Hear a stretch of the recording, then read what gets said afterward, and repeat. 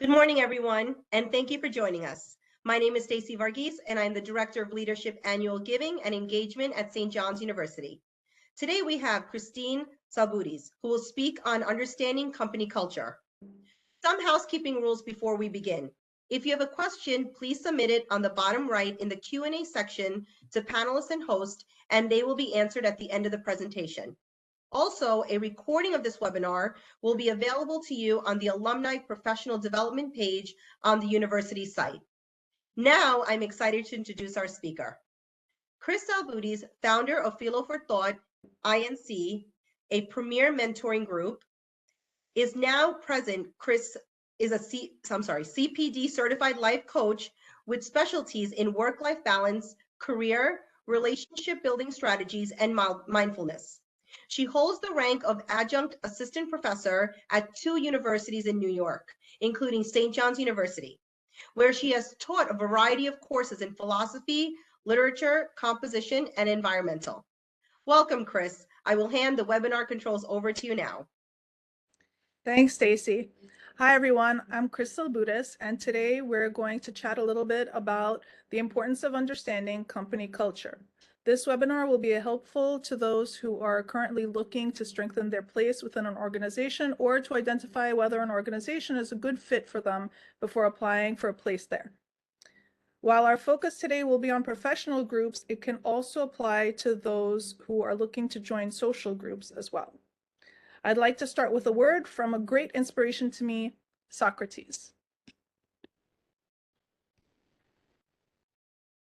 While Socrates can be a difficult historical figure to follow because he was rather overly passionate about his convictions, he's known for his most famous philosophical concept, konothi staphon, which is an ancient Greek expression for know yourself.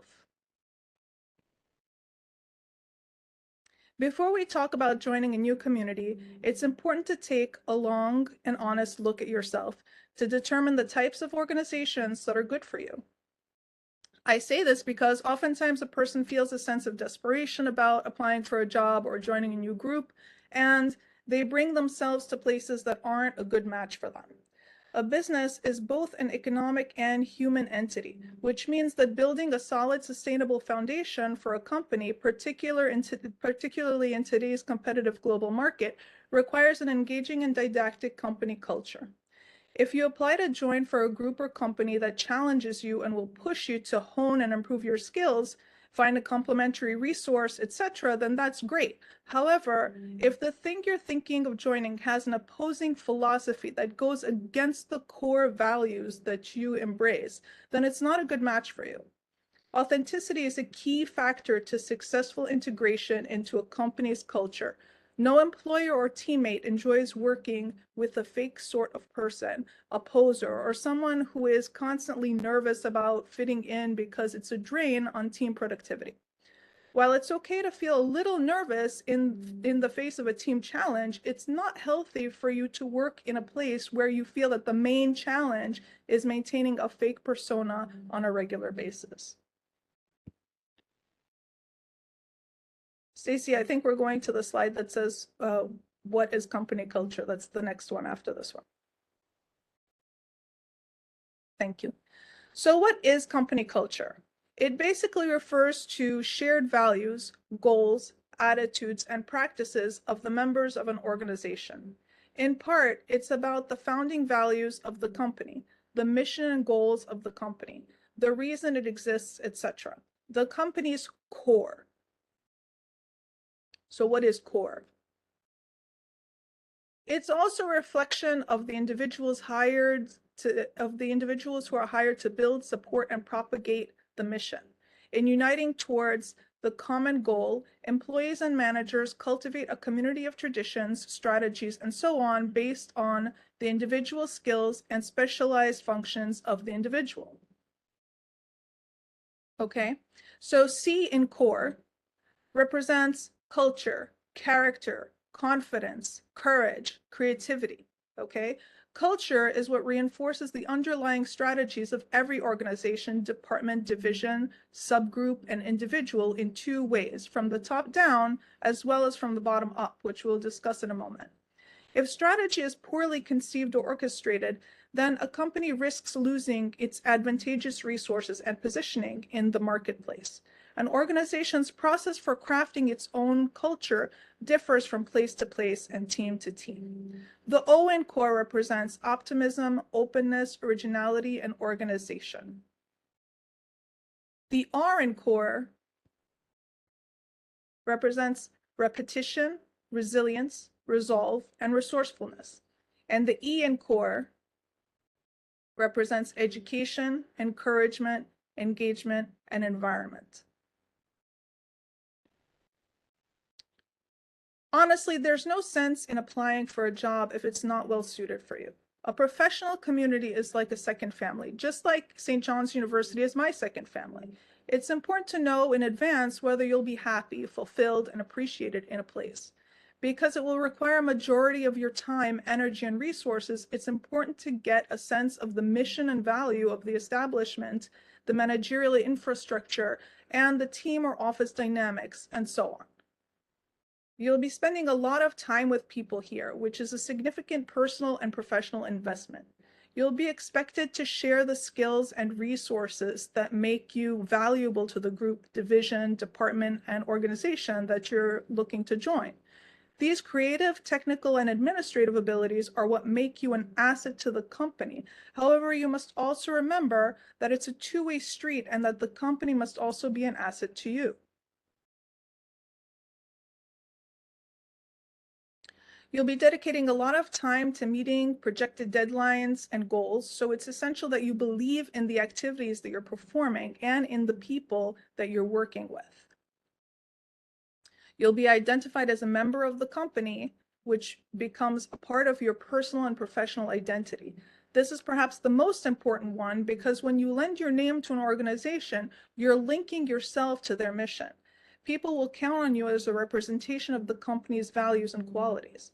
For these reasons and more, it's important to know the reputation and goals of the organization to which you're preparing to connect yourself.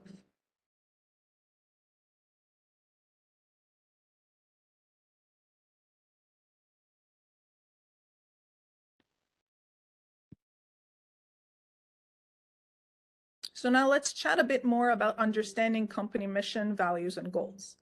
Since the webinar is hosted by St. John's University, which follows a Vincentian mission that's very easy to understand for all those who are attending, let's continue with St. John's as an example. At St. John's, we have a clear mission that makes it really easy to identify the central goals and core values of every office, program, and activity emanating from the campus. Everyone is hired or admitted to the St. John's community and is expected to adhere to these value systems and act in accordance to the fulfillment of the Vincentian mission, which serves as a map to everyone on campus, the whole SJU family, regardless of their professional or academic rank and affiliation to the campus. It's this golden standard by which the entire global campus functions. And of course, to maintain the value of this mission, those in non-compliance are expected to face consequences. Looking outside of the St. John's community, however, most professionals know that not every organization has such a clear-cut mission. As a result, team and department leaders who might not see eye to eye on the purpose and approach to meeting the company mission might engage in activities that go against the company motto, not on purpose, sometimes it's just accidental. Having a lack of focus in this area creates undue strain on the members of the organization, particularly in the 21st century. For example, one facility has a motto rather than a mission. The motto is opportunitas, which is Latin for opportunity. And the motto seems deceptively simple because it's unclear in actuality what ethical standards the members of this organization are expected to follow, which creates pockets of chaos and confusion across the company. When looking for a company to join, it's therefore essential to make sure that the goals and values of the company are clear, ethically sound, sustainable across all divisions, and attainable to all members. It's also important that the mission be vital, desirable, and necessary in the world today, which keeps the members of the company engaged and happy to be associated with the organization. Next, it's important for you to understand the clear chain of command and the managerial style of the people you're working for. Understand who it is that you report to. Know who you report to for annual reviews, as well as monthly, weekly, and day-to-day assignments. Next, what is the person's managerial style? The person who's managing you, what's their style? Is the person a micromanager where they're overly watchful and heavily involved in every task? Or are they a very laissez-faire manager, very minimally watchful and trusting of the team to understand every task and complete it? Or are they that kind of idea creative person who is very big on generating ideas, but really, really not good at implementing the vision? Or are they a deficient manager where they're missing key skills and hiring staffers to fill the gaps?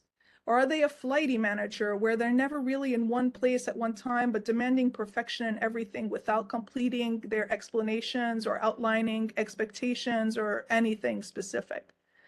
As you can imagine, working for any of these is a very different experience. So it's important to know who you're preparing to work for before you apply for or start a job. For those of you who are applying to management positions and have to deal with other managers who have different styles than you do, it's important to build a professional empathy and rapport amongst the different departments without unexpectedly getting in like the gutter sludge from one department coming to muck your department up.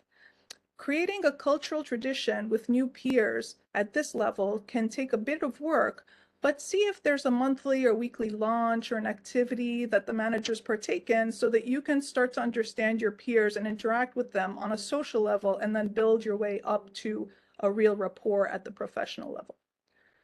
Managing a team requires an engaging personality and a strategic vision that has been discussed in a variety of my Philo for Thought workshops. Understanding how to speak with a manager when you're a member of a team, however, is something we'll address in the next few slides because it's a trick called managing up, which we'll discuss later and that I discuss at length in another workshop. Next, peer-to-peer dynamics can be a challenge, especially if you're new to an organization. It's essential to understand that even if you're a part of a small focus group, everyone has a different functional style. To successfully contribute to your team, it's important to identify each person's top skills, major shortcomings, and areas of common acceleration or interest. A simple way to determine these things is with a short assessment test. Many companies rely on one that's called the DISC assessment. I could run a free version for Philo for Thought members and a low-cost version for non-members, but I also believe that St. John's University Career Center also offers DISC assessment for free to students and perhaps for new graduates as well. You're welcome to contact the St. John's Career Center to find out more. I'm also happy to help those who would like an assessment run through Philo for Thought. This also applies to company and client dynamics in the sense that the company representative has to cater to the client at a specific point before deciding whether or not to have the bandwidth to deal with a client, which we'll talk about also in a moment. The goal in understanding dynamics at each of these levels is to find out whether you are a good match for the particular type of team and job, and to determine the best way to work as a unified group towards a common goal. There are some difficult and challenging situations where some teams work in close quarters or very open spaces with very little private or personal space, while other teams allow for heavy privacy because the team is handling confidential or financial or personal material. Some team leaders will publicly call out a teammate and put the person on the spot for an answer, while others will privately email the teammate to ask them to start thinking about a concept or issue before bringing it up at a meeting or project discussion. Some teams expect everyone to be on call 24/7, while others follow a strict start and end time. It's up to you to suss out which ones you're comfortable dealing with. Don't try to change the team in its entirely just because you don't prefer a certain style, especially if you're the new person.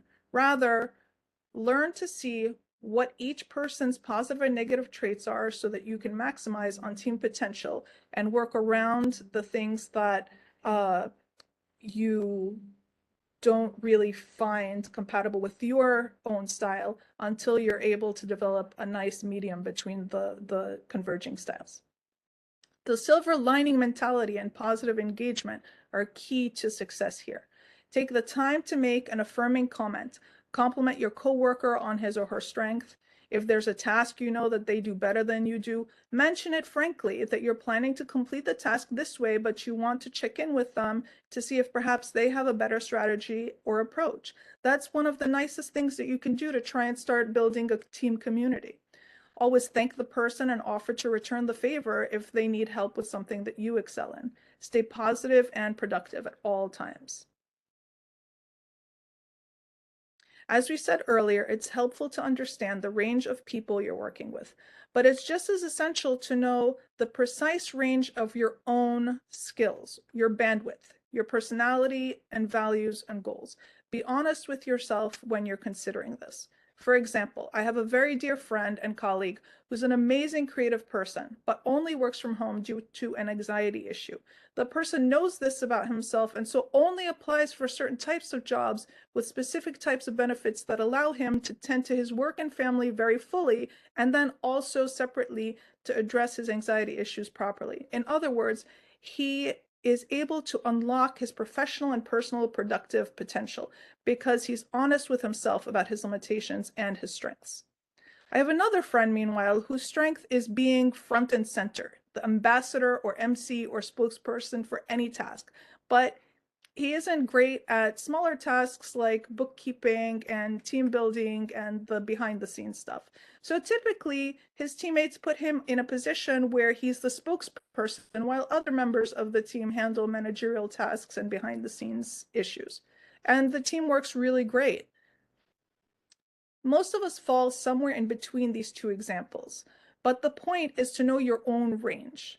What will allow you to flourish? Okay, what will cause you to burn out, to quit the job, to start feeling anxious? You have to understand yourself. You have to know yourself, as we said in the opening slide.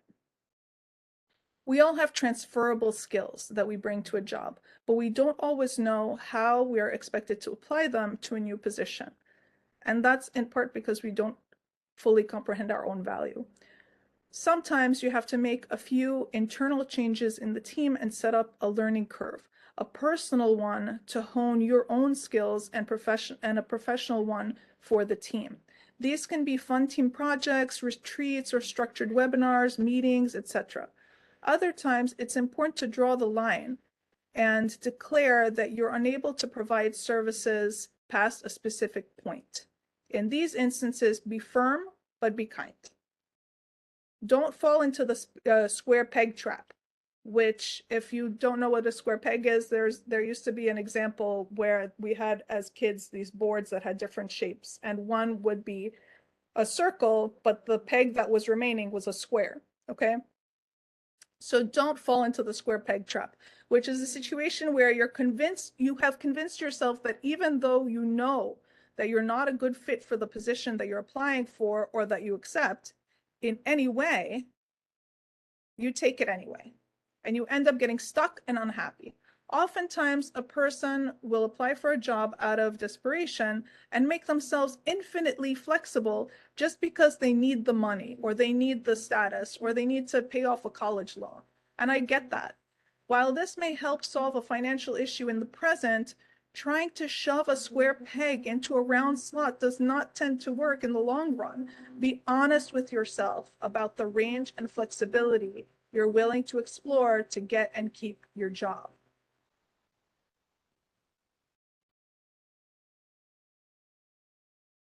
Next, we'll talk about the importance of a positive professional identity.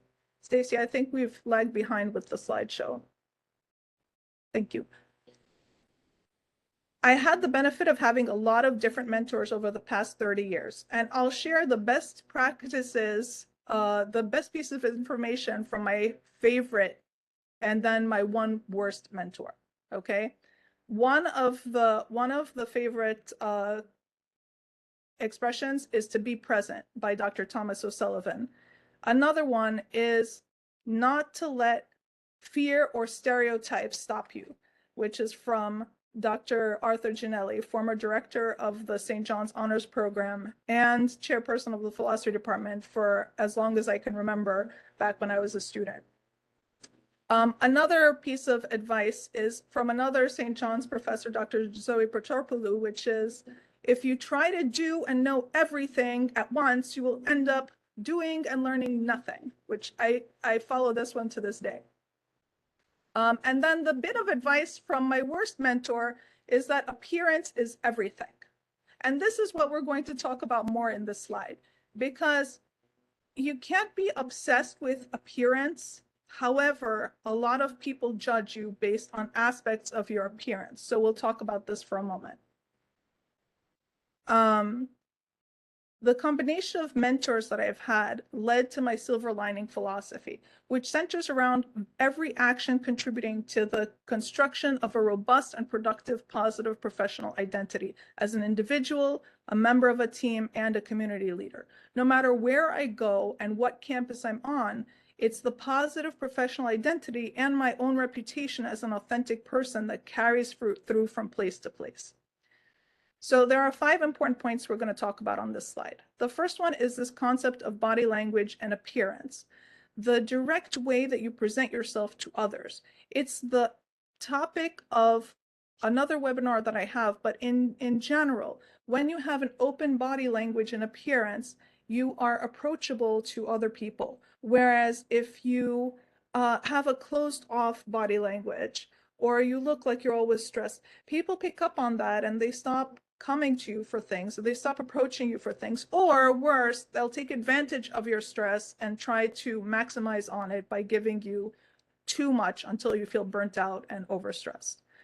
The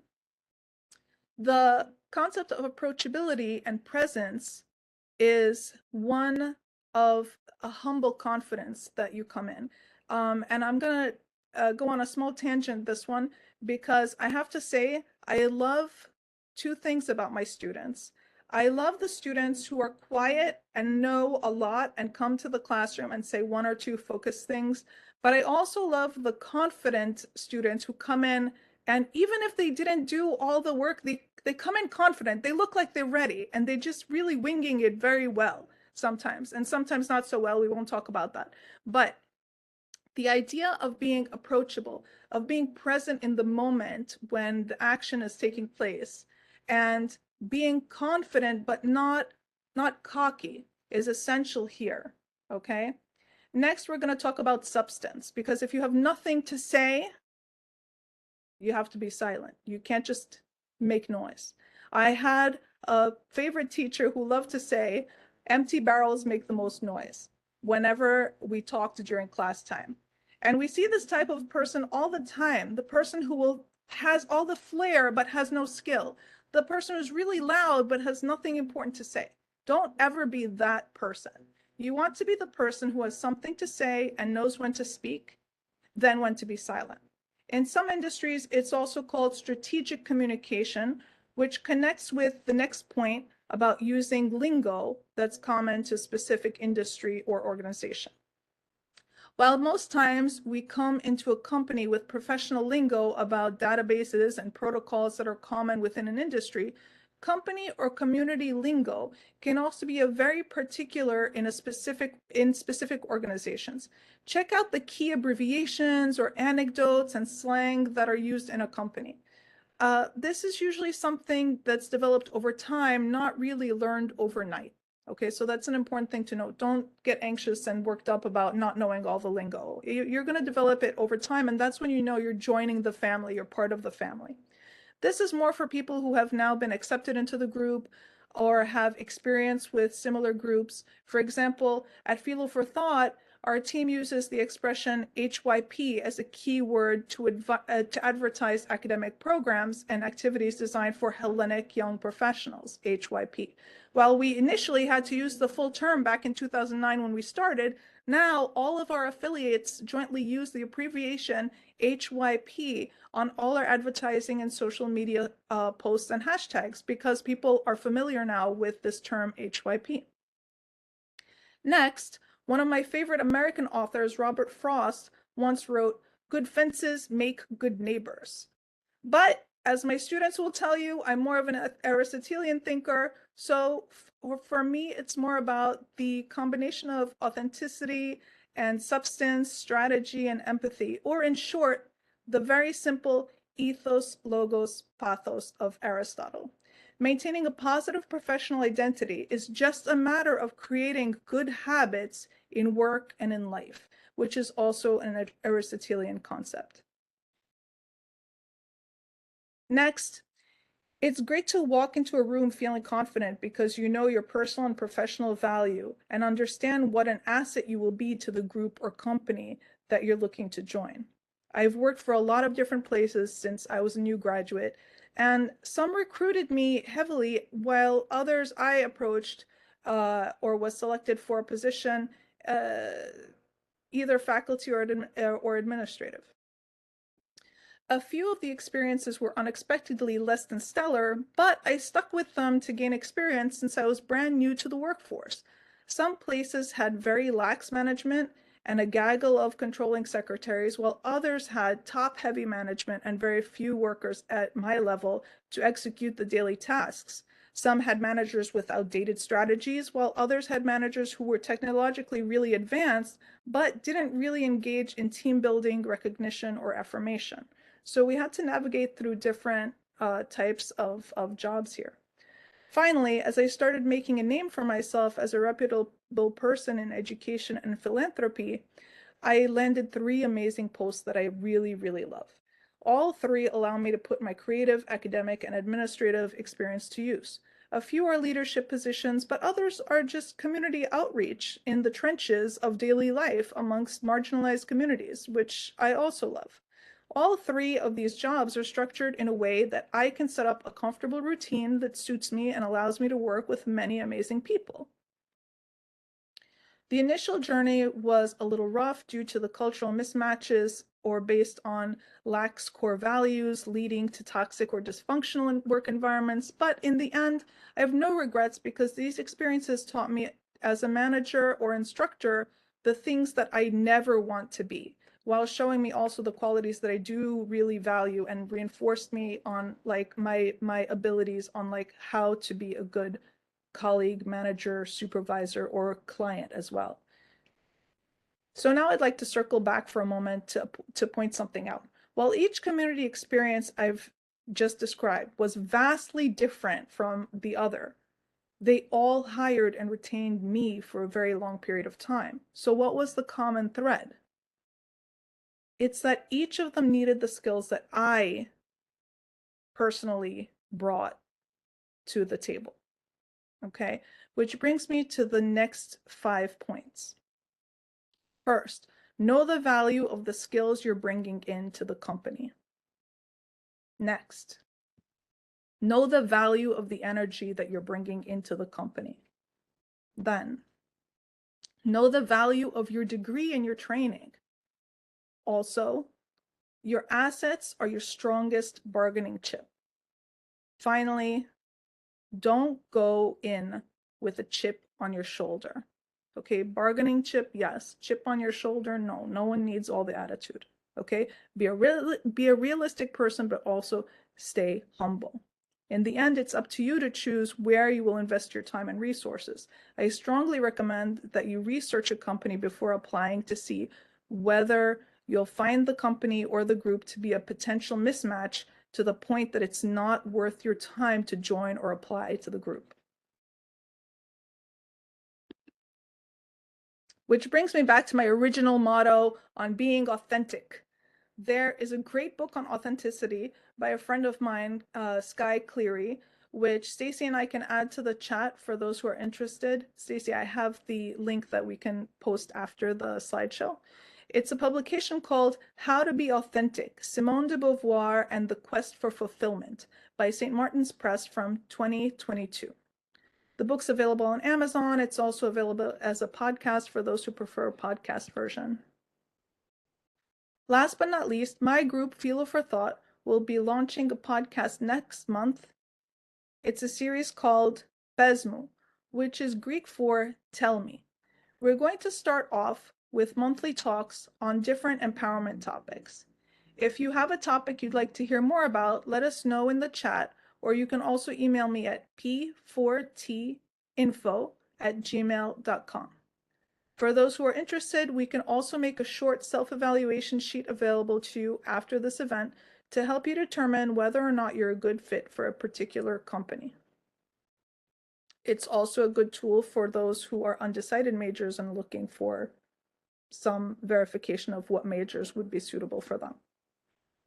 Okay, so thanks for listening, everyone, and happy holidays. I'm going to pass the mic back to you, Stacy, and thanks for having me on your program. Thank you, Chris. I do see some questions that came in. Okay. First, how does company culture affect the individual employee's work ethic? Okay, so it really shouldn't work that way. It really shouldn't be the company culture influencing the person's work ethic. The person should have a work ethic.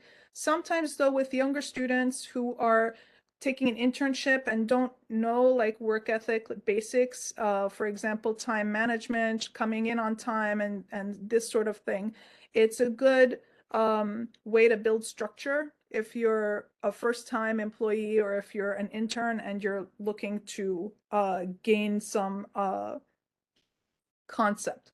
But if you're an experienced person and you have your work ethic and your work ethic is a certain way, you should be looking for a job that matches your work ethic. If you are part of a company and the new manager is hired and there is a problem, who would you turn to for help and how would you bring it up and what would you say? So that tends to be an HR related topic because sometimes it is hard to have a new manager, and we've had situations like that where we've had like a new manager, the new manager doesn't have the same standards as the previous person who everyone got used to, and people tend to grumble and a lot of people leave, and I've seen this happen a lot of times, and some places honestly I've left because of that kind of situation. However, the proper phase to go through is first speak to your direct report. So if that's not your direct report, okay, speak first to your direct report and see what your direct report is doing to address the situation. Okay, if your direct report is the person who you're talking about, then you have to go to HR. It also depends what the problem is, so I can't really speak to like how, like what you would say, because it depends on what the problem is. So for example, if it's a major issue like a Title IX issue, that's one set of things that you have to bring up to HR and possibly to a Title IX subdivision. But if it's something that's you're not comfortable with the person because of their style of management, you could possibly do something that is called managing up, which I do talk about in another video, which is basically you're working with your manager gradually to make suggestions until you both are on par with each other, your managerial style. Going back to positive professional identity, Mhm. what should you do when you have anxiety and feel like you can't have positive body language, and how to make yourself unapproachable? Okay, so there are instances where everybody, even the most positive person, has like closed off body language because everyone does feel stress. It's part of the human nature to feel stress at certain points of in time, or like if you're unwell and you're feeling like, oh my gosh, I wish I was home with a blanket, but you're at the office because my goodness, that's what you have to be. There are different responses. Like if you know, okay, this is my trigger and I'm not feeling this moment right now, it's causing anxiety, you have to start creating a positive response for yourself where you step back a moment, even if it's just for a moment. You can excuse yourself, take a moment to step back. What I do is I put my head down instead of facing forward to a person. Like I take a moment, I put my head down and I silently count to 5. 5 is my number. Okay, I count to 5. By the time I have counted to 5, I have lost the anxiety, I have lost the sharp thing that maybe I want to say. Okay, and I'm more capable of responding in a positive way. Okay, it's not easy to do when you're first doing it. It's not always the easiest thing to do because sometimes you do like respond whatever's coming onto your your first response. But as you practice it, it becomes easier to do. How do you figure out what skills you would need for a certain task or job? And do I figure it out? If I do figure it out, will it flourish the environment I'm set in? That's a good question. I love this question. So basically, um, when you are looking for a job, the job should have a description that indicates what skills are required and what skills are preferred. Based on the list of required and preferred skills that are indicated, you should have at least a very basic sense of what skills are needed. Okay, you could get an additional sense of it by what's the expression? By researching basically the website, the page about the company to learn more about the company culture. All right. And you get a sense from that. Now, you're not necessarily going to have every single skill down like 100%, but be honest with yourself about which skills you have that are already developed, that are already strong, and which ones you could do like a LinkedIn workshop to build up on before your interview.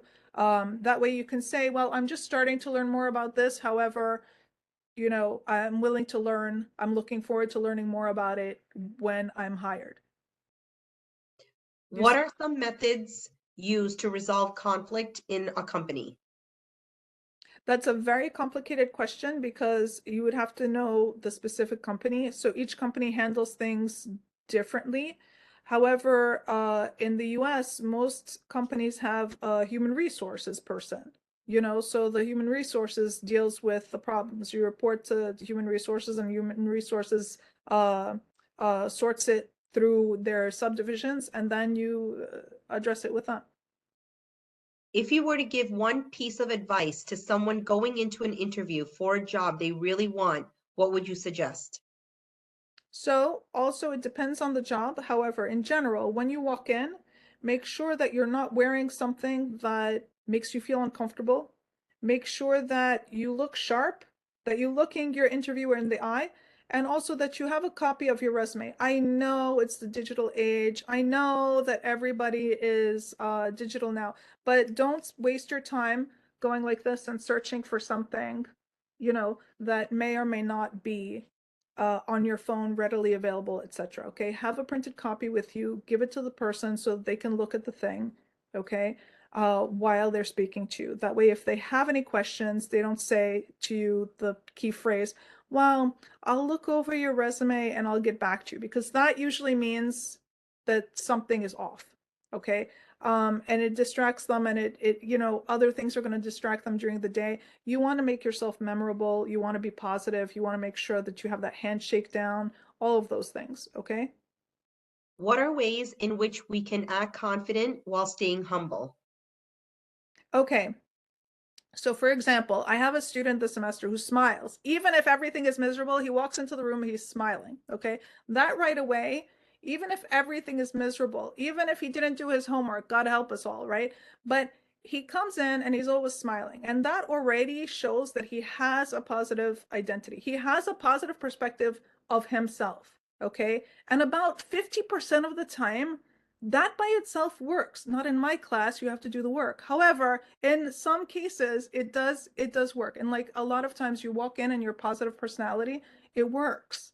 It, um, yeah, you have to just radiate confidence. And I know that there are some people who are on the quiet side. You have to practice in the mirror, radiate confidence. What does that look like? What does that look like? Don't put things on that don't flatter you. Don't do things to your face that are extra just because somebody else does it, right? I know a lot of people like fix their face before they go to an interview or a presentation. And what is that? What does that mean? You're making yourself look like somebody else? We don't all belong in, music videos. We're just, here we are. We have to face each other and be, positive. Just positive. Understand that the person next to you is being their natural self, and you also have to be your natural self. Authentic. Authenticity is key. How do managers remotivate employees when objectives have not been achieved? Okay, so you could do a number of things. The things that work are social engagement projects. So, for example, you could do a summer retreat or a spring retreat or some kind of a holiday luncheon, right? Just to get everybody invigorated, try to get people a little bit out of the workplace. If you're on campus, go to like the faculty house for like a small lunch or something like this. If you're off campus, go to like the local bistro, have something, do something that's social and you know, joke around a little bit with each other. Don't always be so serious, so project oriented. It makes it easier. Those moments make it easier for you to respond to projects in the future as family. It makes it easier to get people to consign to additional training and other things. Okay. You also, if that's not your thing, if the social stuff is not your thing, you can also give an incentive to employees to get extra training. So another thing that works a lot of times is you tell people, okay, if you sign up for this training, you will also get 75% off of your Starbucks through, the campus Starbucks or through the office, you know, uh, what is it called? Petty Cash. You'll get a $75 gift card from Petty Cash or something like this. Give like a monthly incentive so that you have like a raffle or something like this to get people motivated to act. And then after a few of these, you'll see that it becomes natural because you've all grown into a family. It also is a good trick for employee retention. If you have really good team members that you're trying to keep, it's really great for employee retention. How do you find the balance between cocky and confident without pushing either way and coming off the wrong way? That's a great question. I love this one. Because you'll see people who, when you see them, you find people who are just, come in and they're strutting and they just kind of, who do you think you are? Where do you think you are? Like, who are you? Beyonce doesn't strut like that. How are you strutting like that? And it's just, I try not to laugh when I see that, honestly, because it's funny. You see someone come in and they just overly cocky, like Superman flying in doesn't come in as cocky as this person. Okay. Wonder Woman with her lassos and it doesn't come in as cocky as this person. Right. So you know when it's too much, right? You know when it's too much. Okay.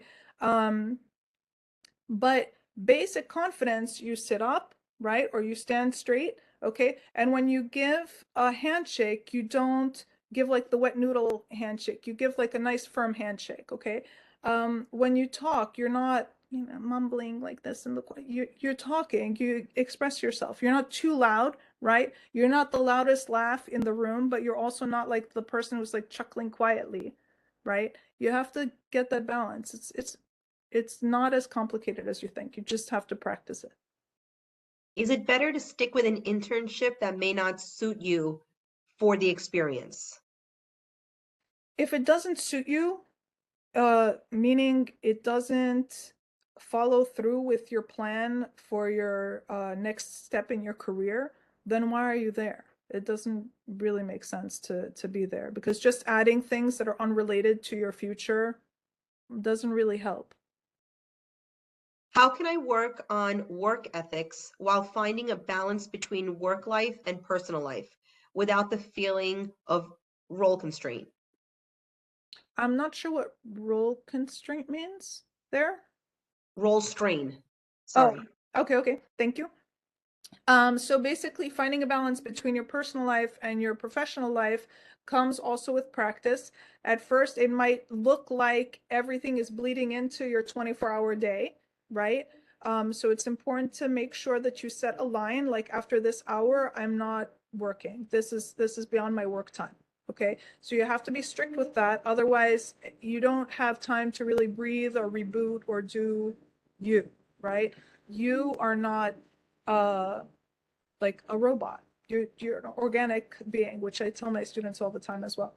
You're an organic being. You have like the time that you're supposed to do your professional things, and then the time that you're supposed to be, personal time, family time, etc. And that should be part of everyone's work ethic. Making time for yourself, taking the break when you're supposed to have the lunch break is part of making time for yourself. And sometimes it's hard to do. and it takes practice, right? But once you get into the routine, a trick that I use right now is I rely heavily on my phone to set alarms. So I have the alarm, the start time, I have the alarm, the lunchtime, this is the lunchtime. I have the alarm for when everything is going to like end for the day and the time where I have to really power down. Okay. Um, that way it forces me to get into a routine of balance. Yes.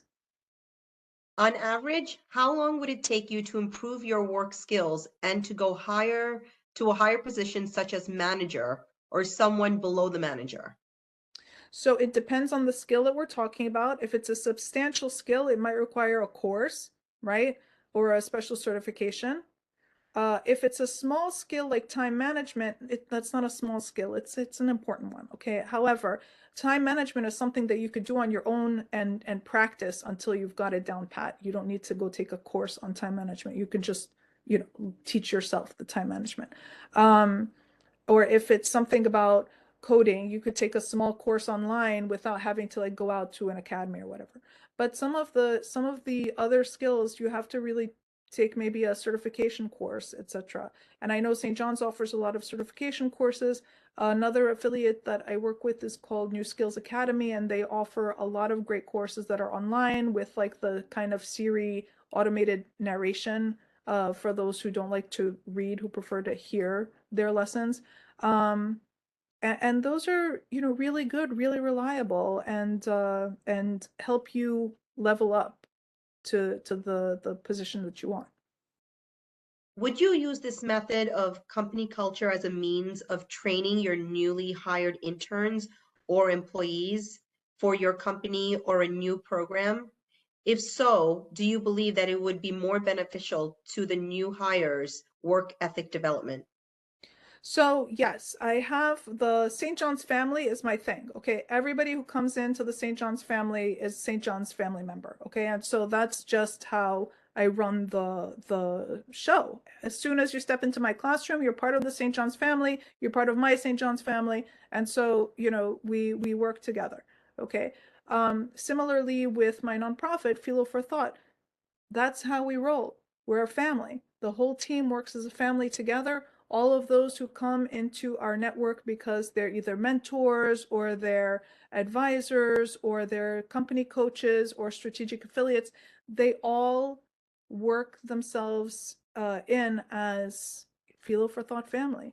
Those who come to us as clients, they're part of the Philo for Thought family. They get services, while they're billable hours, obviously, but we also give advisement. So not every second of that advisement is a billable hour. And it's the same for teaching. When you go to your advisor, for example, your advisor is not getting paid usually for that time when they're talking to you and giving you advisement, you know? And it's nice to know that there's someone there for you who's not doing it for the money. There's something about that, about this genuine, authentic feeling of having a family member who's got your back, right? Who's not doing it for the paycheck. So yeah, I really do subscribe to this concept of family, not just as an employer, but also as an employee, as an advisor, as a mentor, as a community leader, all of it, all of it. How do you stay motivated? As a college student, it is quite hard to balance school and work, but with everything going on at work, the environment, how do you keep yourself motivated in the workplace? So I'll tell you how I stay motivated. Okay, first of all, that involves a lot of coffee, so we won't talk about that because some of you are not coffee drinkers. However, uh, coffee was a big influence there. However, I'll tell you, juggling work and school, I really, really loved school. I loved all my teachers. I loved St. John's so much. I loved the experience. Okay, it wasn't work for me because I loved the stuff that we were talking about. And I always came to class ready and I always came to class with questions and maybe too many questions. It's true. However, it got me to a place where my advisors and my mentors and my teachers all knew who I was, right?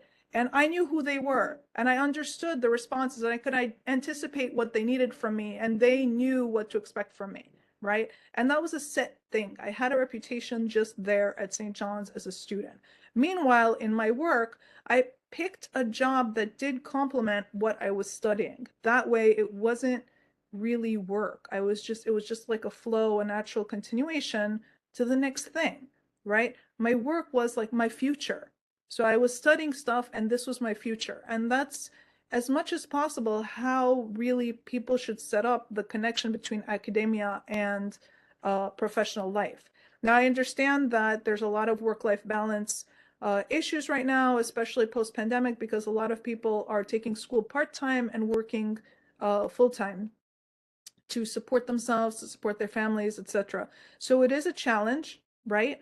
But as long as you love both things in a genuine manner, and as long as you have advisors and managers, so advisors in school and managers at work who understand your schedule and support you, it's a challenge, but it's a surmountable challenge. You can do it, right? Like you can do it. It's not like an impossible task.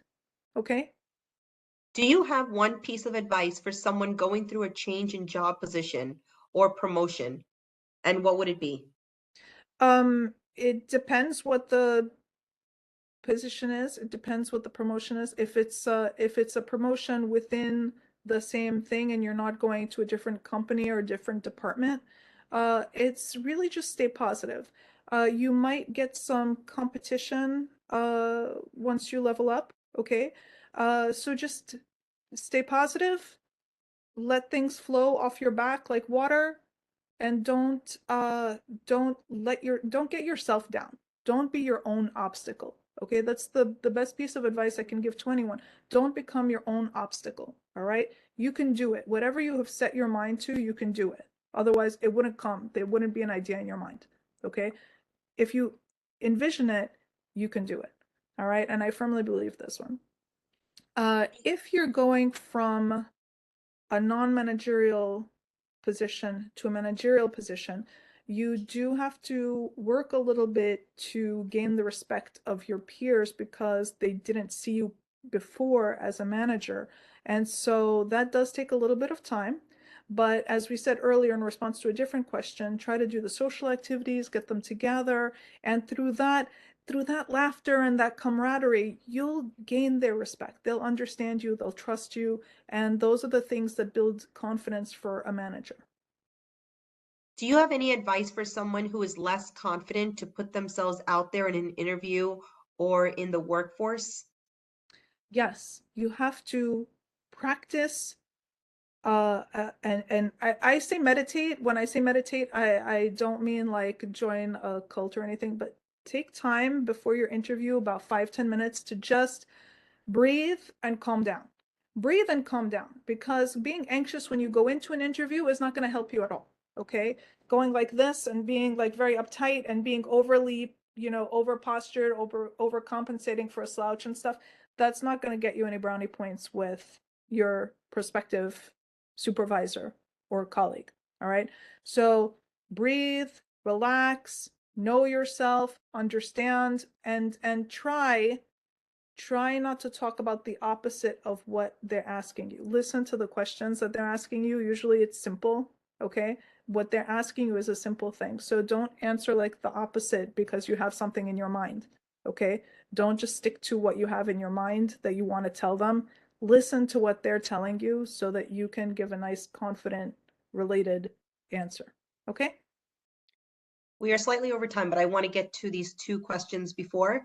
Sure. When working in a profession that requires collaborating with colleagues, what is the best advice to grow the love in the environment with the people you're working with? So building love is it is a challenge and it takes time. It doesn't happen overnight. If you have a concept, a major value that everyone can gather around, it makes it much easier. If you have clear value systems and you express yourself clearly, it makes it much easier to build around that. Okay? And finally, how do you transition from one workplace to another that has different work ethical standards? Are there pros and cons?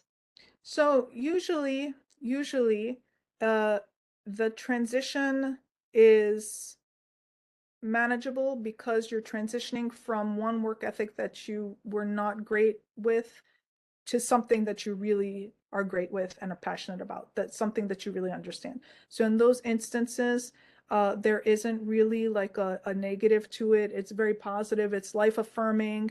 You are able to just do your work much more easily. Okay.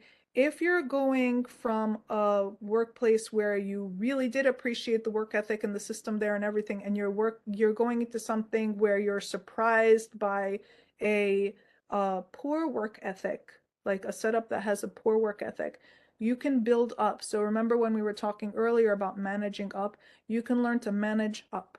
Okay. And so that becomes the key skill for you to learn. Thank you. Do you have any last thoughts you would like to share before we close out?